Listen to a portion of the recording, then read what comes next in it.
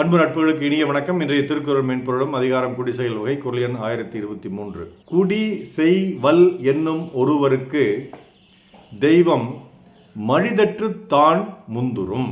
குடி மேம்படுவதற்காக, குடும்பம் மேம்படுவதற்காக தொடர்ந்து செயலாற்றும் வல்லமை கொண்ட ஒருவருக்கு கடவுள் தாமாக முன்வந்து தன்னுடைய ஆடையை இருக்க கட்டிக்கொண்டு உதவி செய்வார். The God will come with tightened clothes and help for those who has the capacity to do the tasks which uplifts the family. இதற்கு என்னுடைய துடிப்பா, குடும்பத்திற்கு உழைப்பவர்க்கு தன் உடை இருக்க கட்டி தானாக முன்வந்து உதவும் தெய்வம். குடும்பத்திற்கு உழைப்பவர்க்கு தன் உடை இருக்க கெட்டி தாமாக முன்வந்து உதவும் தெய்வம். முயற்சி திருவினையாக்கும் என்று சொல்வார்.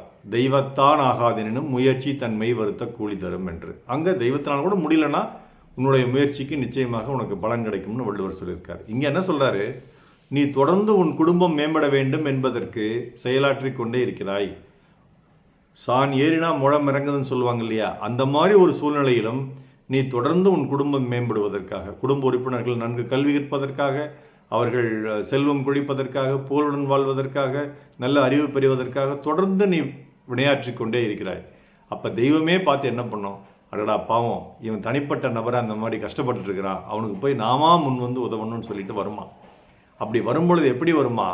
இந்த வேட்டியை மடித்து கட்டிட்டு சண்டைக்கு வருவாங்கல்ல, அந்த மாதிரி ஒரு படத்தில் கம்பு சண்டை போடுவார் தேவர் மகனில் கமலஹாசன். அந்த மாதிரி வேட்டியை மடித்து கட்டி உருட்டி கட்டிட்டு பண்ணுவாங்க. அந்த மாதிரி தெய்வமும் ஆடையை மடித்து கட்டி கொண்டு, ஏன்னா ஆடை கொஞ்சம் தடிக்கிடக்கூடாது இல்லையா, ஒடியாரும் போது, அதனால இறுக்கி கட்டிக்கிட்டு ஒடியாருமா அவனுக்கு உதவுவதற்காக. அப்போ என்ன சொல்கிறாரு ஐயன் அப்படின்னா, தெய்வமே உன் பக்கம் இருக்கும் உன்னிடம் முயற்சி இருந்தால். when God is with you no one can be against you என்று ஒரு பழமொழி இருக்கிறது. அப்படின்னா கடவுள் எப்போ நம்மோடு இருப்பார்? சும்மாவே கடவுளை வேண்டிக் கொண்டிருந்தால் அவர் நம்மோடு இருக்க மாட்டார். நம் குடும்பம் மேம்படுவதற்காக தொடர்ந்து செயல்களை செய்து கொண்டே இருக்க வேண்டும். விடாமுயற்சியுடன் செயல்களை செய்து கொண்டே இருக்க வேண்டும். அப்போ தான் கடவுள் நம்ம கூட இருப்பார். ஒரு அற்புதமான பாடல் அந்த காலத்து கண்ணதாசனுடைய வரிகளில் சிவாஜி கணேசன் நடிச்சிருப்பார். தெய்வம் இருப்பது எங்கே என்ற ஒரு பாடல்.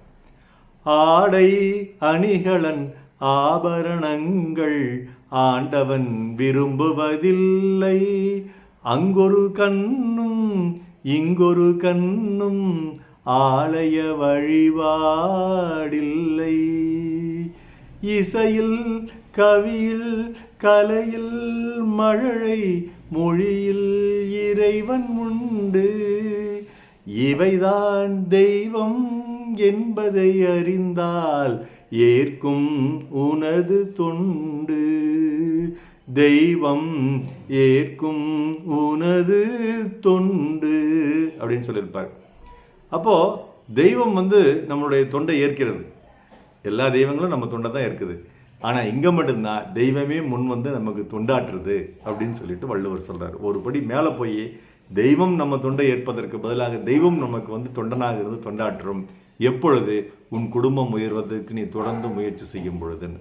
இன்னொரு அற்புதமான குறளுங்க. குடி செய்வல் என்னும் ஒருவர்க்கு தெய்வம் மடிதற்று தான் முந்துரும். நாள் சிறக்க நற்றமிழ் வாழ்த்துகள். மருத்துவ ராம செல்வரங்கம் ரிஷினத்திரம் செல்லம் கள்ளக்குறிச்சி. நன்றி டாக்டர் செல்வக்கல் யூடியூப் சேனலை ஷேர் பண்ணுங்கள், லைக் பண்ணுங்கள், கமெண்ட் பண்ணுங்கள், சப்ஸ்கிரைப் பண்ணுங்கள். வணக்கம்.